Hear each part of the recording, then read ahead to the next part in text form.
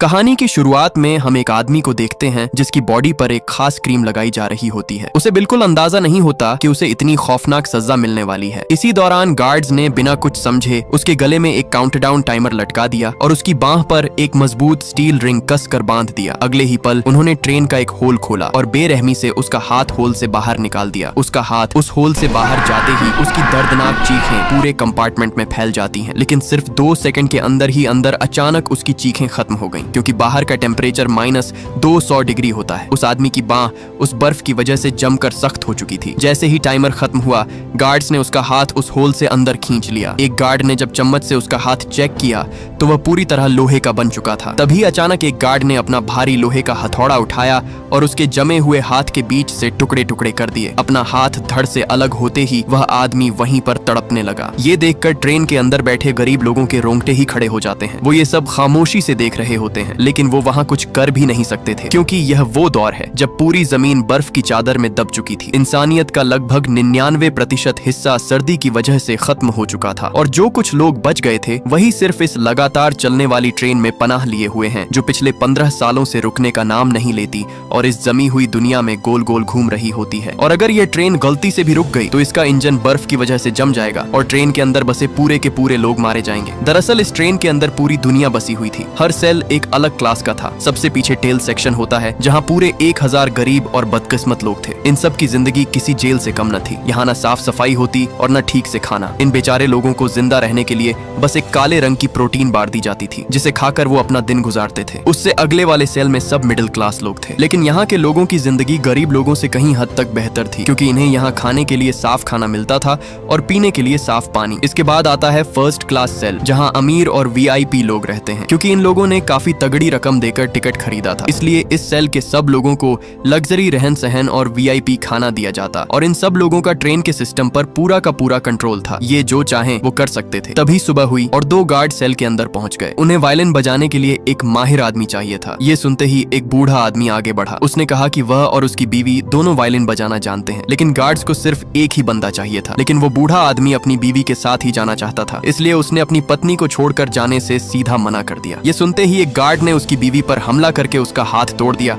और उस बूढ़े को जबरदस्ती वहां से ले जाते हैं। ये मंजर देखकर वहां खड़े सब लोगों का गुस्सा फूट पड़ा, लेकिन वो बेचारे उन गार्ड्स के सामने कुछ भी नहीं कर सकते थे। इसी दौरान हम एक आदमी कर्टिस को देखते हैं, जो अपने दोस्त एडगर के साथ मिलकर चुपचाप कुछ ढूंढ रहा था। तभी एक औरत तान्या ने उसे इशारा करके बताया कि वो चीज उसके बेटे के पास है। कर्टिस ने किसी तरह करके उस बच्चे से वो काली बार ले ली। ये वही बार है जो इस सेल के अंदर मौजूद सब लोगों को दी जाती है। दरअसल वो लोग इस प्रोटीन बार के अंदर छुपे हुए सीक्रेट मैसेज ढूंढ रहे थे, क्योंकि ये संदेश ट्रेन के सबसे आगे वाले सेल से किसी नामालूम इंसान के जरिए भेजे जा रहे थे। टेल सेक्शन के लोग इतनी बुरी हालत में जी रहे थे कि उनके लिए ये छोटे छोटे संदेश ही जीने की आखिरी उम्मीद थे। कर्टिस ने तुरंत उस बार को बीच से काटा और बार के अंदर छुपा हुआ एक छोटा सा कैप्सूल बाहर निकाला। कैप्सूल के अंदर एक मैसेज होता है। कर्टिस ने उस मैसेज को सीधा एक आदमी गिलियम को दे दिया, क्योंकि गिलियम टेल सेक्शन का सबसे पुराना और समझदार इंसान था। इस बार जो मैसेज आया था उसमें सिर्फ और सिर्फ एक नाम नामगूंग मिंसू लिखा हुआ था, और शायद ये नाम ही उनकी किस्मत बदलने वाला था। नामगूंग मिंसू वो आदमी जिसने खुद इस ट्रेन के सिक्योरिटी सिस्टम्स डिजाइन किए थे, लेकिन उसकी बदकिस्मती कि अब यहाँ की पुलिस ने उसे ही ट्रेन के जेल सेक्शन में कैद कर रखा है। यहाँ अब कर्टिस गिलियम के साथ मिलकर एक प्लान बनाता है कि अगर हमें यहाँ से आजादी चाहिए तो हमें किसी भी तरह करके नामगूंग को जेल से बाहर निकालना होगा, क्योंकि वही एक आखिरी रास्ता है। हम उसकी मदद से एक एक करके ट्रेन के सारे दरवाजे खोलते हुए सीधा इंजन तक पहुंच जाएंगे। अगर इंजन उनके कंट्रोल में आ गया तो सिर्फ ट्रेन ही नहीं बल्कि वो सब इस ट्रेन को अपने काबू में करके सीधे फर्स्ट सेल के अंदर जा सकते थे। लेकिन आज सब कुछ बदलने वाला था। उसी रात सेल के अंदर एक औरत मेसन आती है। इस बार उनकी डिमांड और भी ज्यादा खौफनाक थी। उन्हें एक बच्चा चाहिए था। उस औरत ने आते ही सब बच्चों की हाइट मापना शुरू कर दी। ये देखते ही तान्या अपने बेटे को अपने पीछे छुपा लेती है, लेकिन तभी मेसन उसे देख लेती है और सारे गार्ड जबरदस्ती उस बच्चे को खींचकर वहां से ले जाते हैं। ये बच्चा वो लोग क्यों लेकर गए ये हमें आगे जाकर पता चलेगा। जैसे ही एंड्रू ने उसे जाते हुए देखा, उसका गुस्सा फूट पड़ा। उसने सब गार्ड्स पर हमला करके उस मेसन के सर पर अपना जोरदार जूता दे मारा, लेकिन मेसन बिना कुछ कहे उस बच्चे को लेकर वहां से चली जाती है। कुछ ही देर बाद सब गार्ड्स वापस आकर एंड्रयू को अपने साथ ले जाते हैं, क्योंकि अब उसकी सजा का समय आ चुका था। ये वही सजा थी जो हमने कहानी की शुरुआत में देखी थी। एंड्रयू का हाथ जैसे ही ट्रेन से बाहर गया, ठीक 2 मिनट के अंदर ही अंदर उसका हाथ तड़पती हुई बर्फ ने लोहे की तरह जमा दिया। गार्ड्स ने बिना किसी रहम के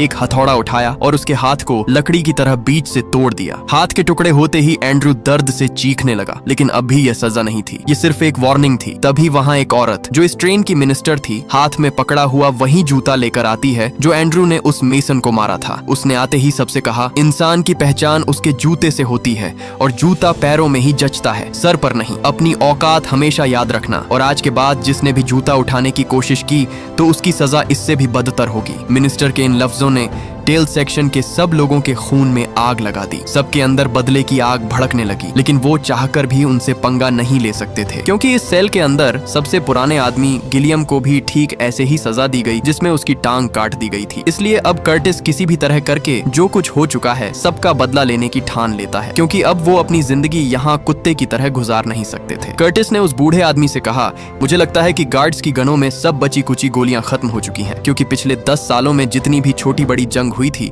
उनमें सारी गोलियां खत्म हो चुकी होंगी, और ट्रेन के अंदर नई गोलियां बनाने का कोई सिस्टम भी नहीं है। मतलब गार्ड सिर्फ खौफ पैदा करने के लिए खाली गन्स लेकर घूम रहे हैं। अब उसने फैसला किया कि अब वक्त आ गया है इस शक को दूर करने का। वो बिना सोचे सीधे उन गार्ड्स के सामने चला गया। जाते ही उसने उनकी गन अपने माथे पर तान दी और तुरंत उस गन का ट्रिगर दबा दिया। दबाते ही कोई भी गोली उस पर नहीं चली। ये देखकर एडगर ने जोर से चीख कर सबको बताया कि इनकी गोलियां खत्म हो चुकी हैं। ये सुनते ही सब लोगों ने पहले से छुपाया हुआ एक बहुत ही बड़ा ड्रम उठाया और सीधे उन गार्ड्स पर बम की तरह फेंक दिया, जिससे कुछ गार्ड्स वहीं पर ढेर हो गए। सबने एक के बाद एक उन पर अपना हल्ला बोल दिया, जिससे धीरे धीरे सब गार्ड्स वहीं पर ढेर होते गए। देखते ही देखते सब गरीब लोगों ने उनकी धज्जियां उड़ा दी, लेकिन तभी उनके सामने एक बहुत ही मोटा टकला गार्ड आ गया। एक बहुत ही बड़ा लोहे का टुकड़ा उसके हाथ लगते ही उसने सबको मारना शुरू कर दिया। लेकिन तभी भीड़ के बीच से एक पतला आदमी खड़ा हुआ। आज उसका बदला लेने का समय आ चुका था। वो सीधा उसकी तरफ दौड़ पड़ा। मौका देखते ही उसने उस टकले के अंदर चाकू घोंप दिया और उसके पास पड़ी सारी चाबियां बाहर निकाल ली। चाबियां हाथ लगते ही वो सब जेल सेक्शन तक पहुंच गए। वहां जाते ही उन्होंने सबसे पहले नामगूंग मिन्सू को आजाद करके उस सेल से बाहर निकाला, लेकिन वो आदमी सेल के अंदर पूरी तरह से बेहोश पड़ा था। काफी देर तक उठाने के बाद भी वो आदमी नहीं उठा। आखिरकार उन्होंने अपना दिमाग लगाया और तभी कर्टिस ने कुछ गोलियां बाहर निकाली। ये गोलियां कोई खाने की चीज नहीं थी, बल्कि ये क्रोनोल टैबलेट थी, जिसकी वजह से सब नशे में धुत पड़ जाते हैं। जैसे ही कर्टिस ने वो गोलियां उसे सूंघाई, वो तुरंत उठ पड़ा। उसकी बेटी के अंदर भी एक खास बात थी, और वो ये कि बंद सेल के पार भी वो पूरी तरह सुन सकती थी कि वहाँ क्या हो रहा है और क्या नहीं। उठते ही कर्टिस ने उससे कहा कि अगर तुमने हमारी मदद की तो तुम्हें हर दरवाजा खोलने के बदले एक क्रोनोल गोली दी जाएगी। ये डील सुनते ही उसने अपना काम शुरू कर दिया और कुछ ही देर बाद उसने वो सबसे पहला दरवाजा खोल दिया। दरवाजा खोलते ही वो सबसे पहले किचन वाले सेल में पहुंचे, जहाँ कोई भी नहीं था। उनके सामने एक ऐसी चीज आई जो उन्होंने सालों से नहीं देखी थी, खिड़कियां, और उन खिड़कियों से आती हुई सूरज की रोशनी। 17 साल बाद उन गरीब लोगों ने अपने सामने पहली बार रोशनी देखी। उसी पल उन्हें याद आया कि दुनिया कभी अंधेरी ही नहीं थी। अपने सामने बाहर की दुनिया देखकर उनकी खुशी का कोई ठिकाना नहीं था। अब उन्हें अपनी जिंदगी जीने की आखिरी आस भी लग चुकी थी। वो तुरंत अगले सेल में पहुंचते हैं,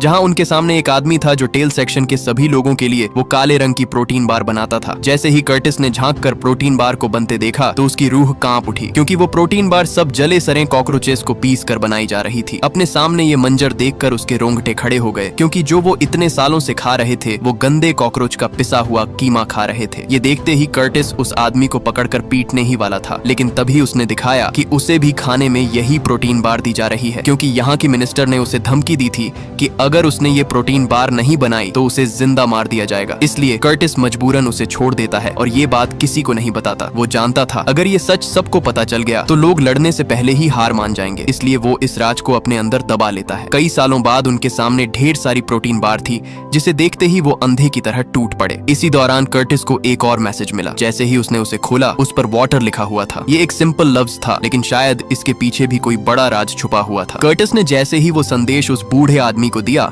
उसे तुरंत समझ आ गया कि अब उन्हें ट्रेन के वाटर सप्लाई सेक्शन तक पहुंचना होगा। ये ट्रेन का सबसे अहम हिस्सा था। अगर वो यहाँ उस हिस्से को अपने नियंत्रण में कर लेते हैं तो वो सब फर्स्ट क्लास वालों का पानी बंद करके उनसे अपनी बात मनवा सकते थे और बिजनेस क्लास वाले सेल में अपनी जगह बना सकते थे। लेकिन ये काम जितना सोचने में आसान लग रहा था उतना ही मुश्किल था। जब वो लोग अगला दरवाजा खोलने के लिए तैयार खड़े थे, तभी उस लड़की को खतरा महसूस हो गया। उसने उन्हें दरवाजा खोलने से मना किया, लेकिन तब तक उन्होंने आधा दरवाजा खोल दिया था। जैसे ही वो दरवाजा खुला, उनके सामने गार्ड्स का पूरा झुंड अपने हाथ में हथियार पकड़े खड़ा था। उन्होंने बिना सोचे सब गरीब लोगों पर अंधाधुंध कोल्हाड़ियों की बरसात कर दी। वो गार्ड गार्ड्स एक के बाद एक सब लोगों को चीरते जा रहे थे। बेचारे गरीब लोगों की तादाद बहुत कम थी, इसलिए वो ज्यादा देर तक टिक नहीं पाए और सब वहीं मरते गए। देखते ही देखते पूरा सेक्शन लाशों से भर गया। इसी दौरान एक गार्ड आया। उसने आकर ऐलान किया कि ट्रेन कुछ ही देर बाद सायरन ब्रिज से गुजरने वाली है। जैसे ही ट्रेन ब्रिज पर चढ़ने लगी, सब गार्ड्स ने अचानक हैप्पी न्यू ईयर चिल्लाना शुरू कर दिया, क्योंकि हर साल ये ट्रेन पूरी दुनिया का चक्कर लगाकर उस ब्रिज से गुजरती थी। थोड़ी ही आगे आने पर ट्रेन के सामने बर्फ की बड़ी चट्टान थी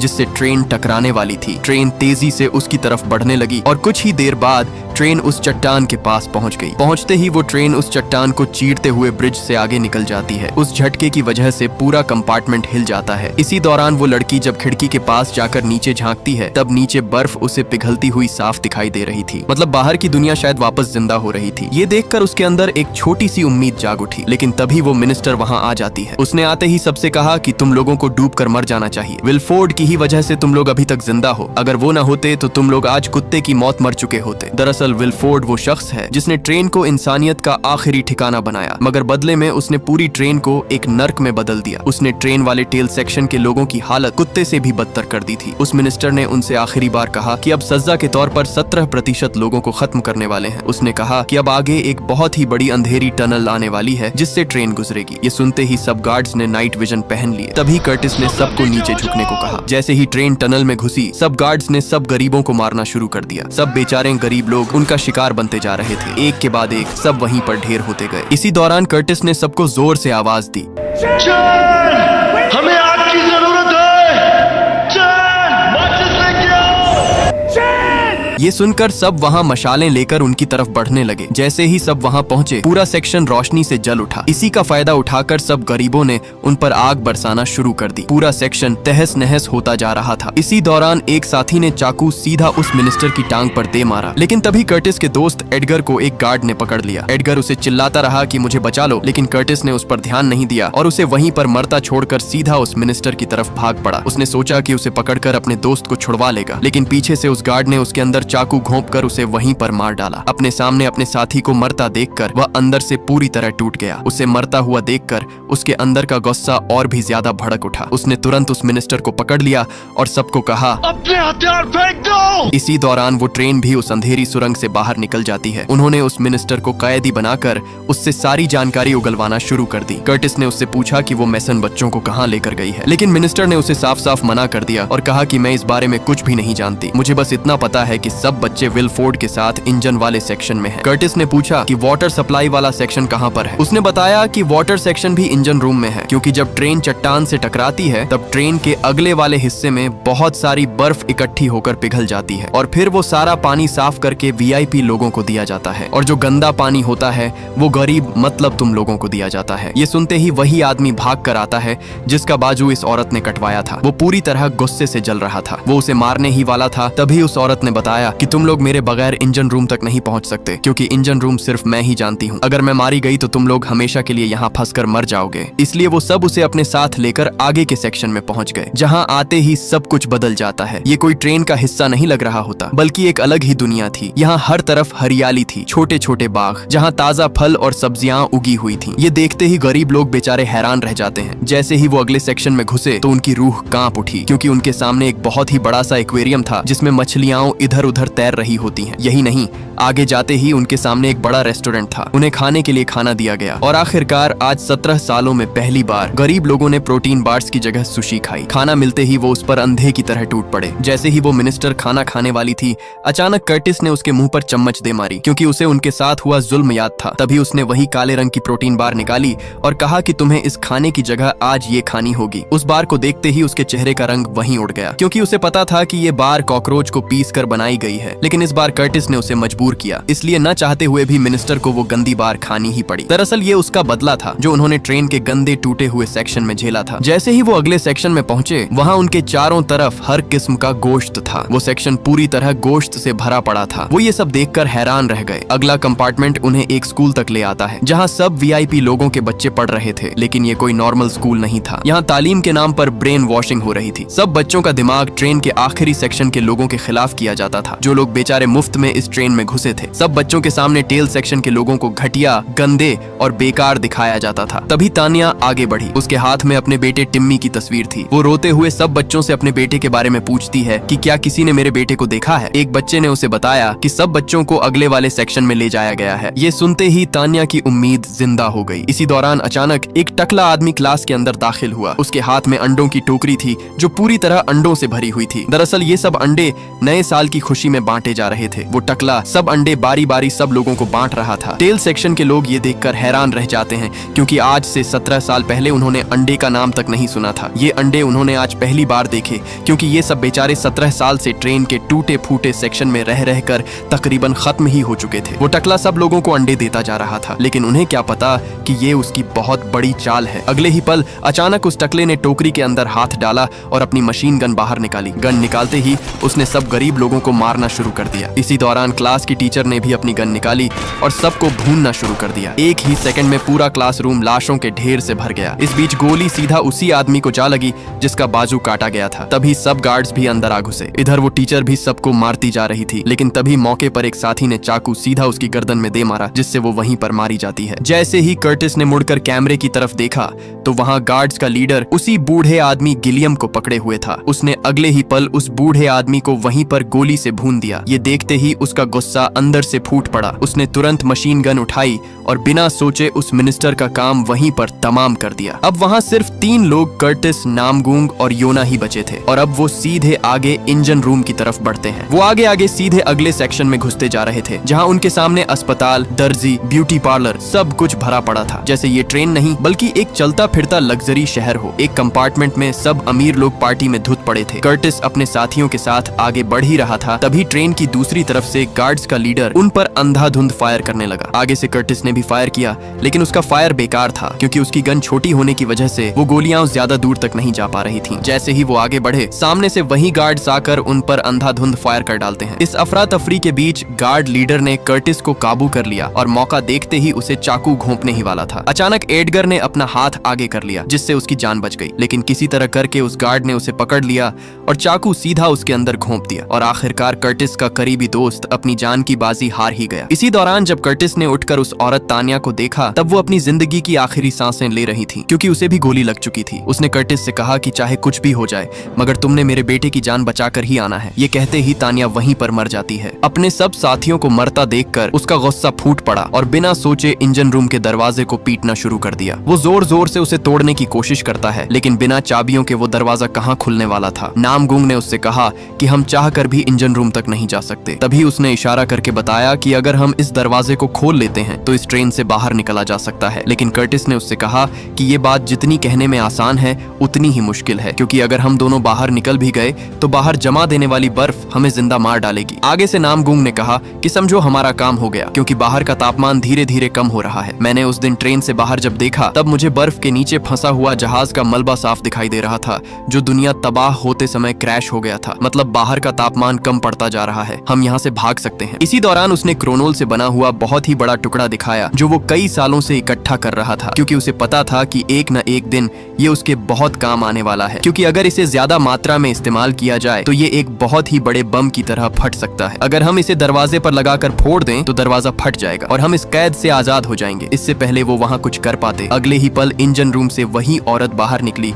जिस पर एंड्रयू ने जूता फेंका था। आते ही उसने उस नशेड़ी आदमी नामगूंग पर गोली चला दी, जिससे वो वहीं पर ढेर हो गया। आखिरकार वो कर्टिस को इंजन सेक्शन तक ले आती है, जहां उसका सामना विलफोर्ड से होता है, वही आदमी जिसने इस ट्रेन के टेल सेक्शन वाले लोगों की जिंदगी कुत्ते की तरह कर दी थी। वो कर्टिस का वेलकम करता है। फिर उसने उसके सामने असली सच खोलना शुरू कर दिया। उसने बताया कि वो सारे मैसेज टेल सेक्शन में वो खुद जानबूझकर भेजता था, ताकि ट्रेन के लोगों के बीच जंग करवा सके, जिससे ट्रेन की पॉपुलेशन ज्यादा न बढ़े और ये ट्रेन ज्यादा देर तक चल सके। ये सुनते ही कर्टिस का गुस्सा फूट पड़ा, लेकिन अब वो वहाँ कुछ भी नहीं कर सकता था। दूसरी तरफ हमें नामगूंग दिखाई देता है, जो अभी भी जिंदा था, क्योंकि गोली उसके हाथ पर लगी थी, जिसकी वजह से वो बच गया। उसके सामने सब VIP लोग खड़े थे और उसने और उसकी बेटी ने बिना सोचे सबको भूनना शुरू कर दिया, क्योंकि इन्हीं की वजह से ये पिछले 17 सालों से कैद में थे। थोड़ी ही देर बाद सब VIP लोगों की बहुत बड़ी तादाद उनकी तरफ बढ़ने लगी। नामगूंग ने अपनी बेटी को आवाज लगाई कि जल्दी से ट्रेन के दरवाजे पर लगे क्रोनोल पर आग आग लगाओ। ये सुनते ही उसकी बेटी सीधा कर्टिस से माचिस की डिब्बी लेने के लिए भाग पड़ी, लेकिन तभी उसे नीचे से किसी की हलचल की आवाज सुनाई देने लगी। जैसे ही उन्होंने वो फ्लोर खोला तो नीचे वाला नजारा देखकर वो दोनों दंग रह गए, क्योंकि नीचे वही बच्चा था जिसे उस दिन पकड़कर लाया गया था और वो ट्रेन का इंजन चला रहा था, क्योंकि इस ट्रेन को हर साल एक बच्चा चलाता था। इस ट्रेन के मालिक विलफोर्ड ने तो हद ही पार कर दी, जैसे वो बच्चा